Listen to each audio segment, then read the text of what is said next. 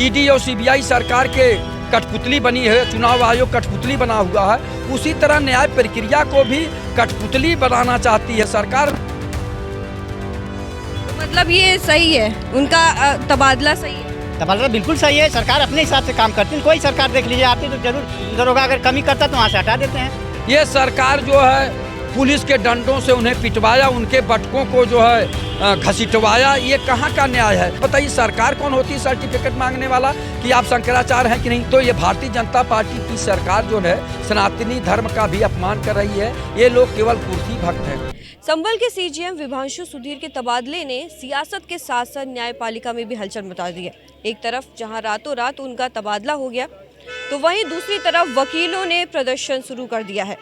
संभल के साथ साथ ये प्रदर्शन अब लखनऊ में भी शुरू हो गया है, जहां एक तरफ योगी की कार्यप्रणाली को लेकर सवाल उठते हैं कि योगी सरकार यूपी में बहुत अच्छे काम कर रही है, यूपी को विकसित बनाने में बहुत बड़े बड़े काम होते हैं, लेकिन वहीं दूसरी तरफ बात की जाए मणिकर्णिका घाट की तो वहाँ मूर्तियाँ तोड़ने का आरोप लगता है। दूसरी तरफ एक ऐसे जज की ट्रांसफ़र कर दिया जाता है जिसने हिंसा में आरोपी पुलिसकर्मियों पर एफआईआर के आरोप लगाए थे। अनु चौधरी पर एफआईआर हुआ था। अब हम बात करेंगे उस जनता से जिसने इस यूपी की सरकार को बनाया है, यानी कि योगी सरकार को बनाया है। आज हम यूपी के लखनऊ में हैं और उस जनता से बात करेंगे कि क्या सच में यूपी की सरकार की कार्यप्रणाली खराब हो चुकी है। मणिकर्णिका की घाट से लेके शंकराचार्य के मुद्दे को लेके और या अब सीजीएम विभांशु सुधीर का मुद्दा, ये सारे मुद्दे कहीं ना कहीं योगी सरकार की कार्यप्रणाली पे बहुत बड़ा सवाल खड़ा करती है। क्या सच में योगी सरकार का काम खराब हो चुका है? जानते हैं लोगों से कि उनका क्या कहना है। जिस तरीके से अभी ये सब मुद्दे उठ रहे हैं, अभी रातों रात जिस तरीके से संभल के जज का ट्रांसफ़र कर दिया जाता है, क्या ये सोची समझी साजिश है या फिर उनको सच में वहाँ से हटाया गया है? विभांशु जो सीजीएम थे, उन्होंने एक फैसला दिया था कि वहाँ जो पुलिस अधिकारी हैं जिन्होंने वहाँ गलत कार्य किया है तो उनके खिलाफ मुकदमा दर्ज हो, और उसके बाद दूसरे ही दिन उनका ट्रांसफ़र सुल्तानपुर कर दिया जाता है। तो जनता में भ्रम की स्थिति हो गई कि ये भारतीय जनता पार्टी की सरकार है, माननीय मुख्यमंत्री योगी आदित्यनाथ जी संत महंत मुख्यमंत्री हैं, तो ये कैसे हो रहा है? अगर मान लीजिए न्यायप्रिय जज हैं, उनको वहाँ रहने देते, महीना 2 महीने के बाद ट्रांसफ़र होता तो जनता में इतना रोष न होता। और जब बुद्धिमान वकील लोग भी धरना प्रदर्शन करने लगे, कहने लगे कि गलत हो रहा है, तो एक तरह से जो है न्याय प्रक्रिया को भी पंगु बनाया जा रहा है। अब जैसे हम लोग कहते थे ना कि पुतली बनाना चाहती है सरकार, तो इससे तो लोकतंत्र की हत्या हो जाएगी, संविधान की हत्या हो जाएगी। आप बताइए कि ये क्या है? आप या तो पहले ट्रांसफ़र कर दिए होते, और नहीं तो महीना 2 महीना के बाद ट्रांसफ़र होता। प्रक्रिया है ना। लेकिन क्या प्रक्रिया? आज उन्होंने फैसला सुनाया कि इन पुलिस अधिकारियों के ऊपर मुकदमा दर्ज किया जाए, और उसके बाद तीसरे दिन ट्रांसफ़र हो जाता है, सुल्तानपुर कर दिए जाते हैं, और वहाँ कोई जो है दूसरे सिंह साहब को सीजीएम के पद पर लाया जाता है। तो ये क्या है? इससे सरकार की साख गिर रही है। सरकार के जैसे अस्पष्टता और जो स्वच्छंदता, ये सब पे भी एक असर पड़ रहा कि जनता सोच रही कि सरकार न्यायपालिका पे भी कुछ अपना दबाव बना रही है। तो जिस तरीके से इस मुद्दे को लेकर अखिलेश यादव ने भी अपनी बात कही है, उन्होंने कहीं ना कहीं सरकार पर तंज कसा है। उन्होंने कहा कि न्यायपालिका का हनन किया जा रहा है बीजेपी की सरकार में। क्या लगता है उनकी बात में कितनी सच्चाई? क्या सच में ऐसा हो रहा है? देखिए, तो बराबर सरकार कोई भी आती है और बिल्कुल अगर गलत होता तो हटा देते हैं वहाँ से, कि फिर व्यवस्था नया ढंग से कोई जाएगा तो नया ढंग से देखेगा। ये तो हर सरकार में हुआ है। तो मतलब ये सही है, उनका तबादला सही है? तबादला बिल्कुल सही है। सरकार अपने हिसाब से काम करती है। कोई सरकार देख लीजिए आती तो जरूर दरोगा अगर कमी करता तो वहाँ से हटा देते हैं।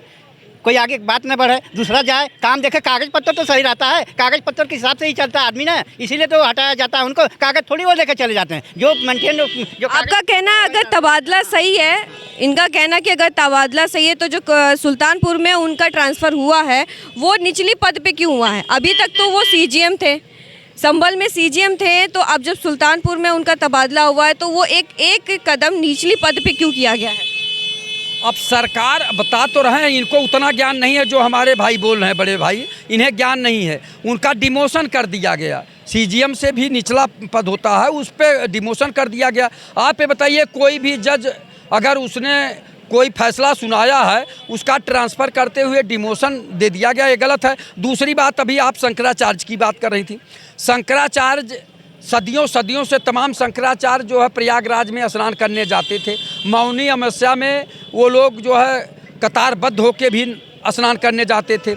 ये सरकार जो है पुलिस के डंडों से उन्हें पिटवाया, उनके बटकों को जो है घसीटवाया, ये कहाँ का न्याय है? वो भी जो सनातन धर्म के सबसे बड़े ठेकेदार हैं, माननीय मुख्यमंत्री योगी आदित्यनाथ जी, संत महंत मुख्यमंत्री हैं, जिनको सनातन धर्म के बारे में ज़्यादा जानकारी है, और इनके सरकार में इस तरह का हो रहा है तो सनातन धर्म भी अपमानित हो रहा है। और सनातन धर्म के मानने वाले लोग भी दुखी हैं कि आप ये बताइए, संतों को भी नहीं छोड़ा जा रहा है। सनातन धर्म में तो संत जो है शंकराचार्यों का बड़ा सम्मान है, और जब उनसे भी सर्टिफिकेट मांगा जा रहा है, आप बताइए सरकार कौन होती है सर्टिफिकेट मांगने वाला कि आप शंकराचार्य हैं कि नहीं? जब 4 शंकराचार्य में 2 शंकराचार्य उन्हें शंकराचार्य मान लिया है, और एक ने कहा कि हमारी राय पूछी नहीं गई तो हम कुछ नहीं बोले हैं, तो उनका मौन स्वीकृति है।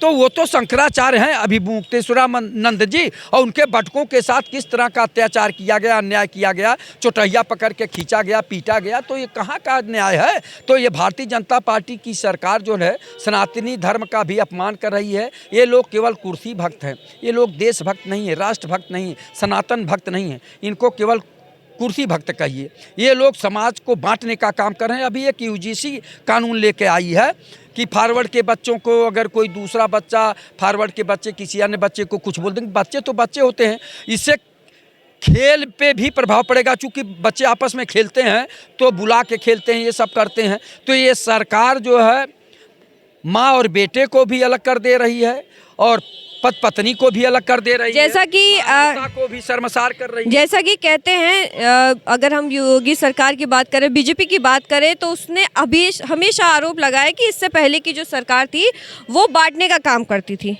तो क्या लगता है ये सब जो आरोप आप बता रहे हैं, तो बंटवारा क्या योगी सरकार में ही हो रहा है?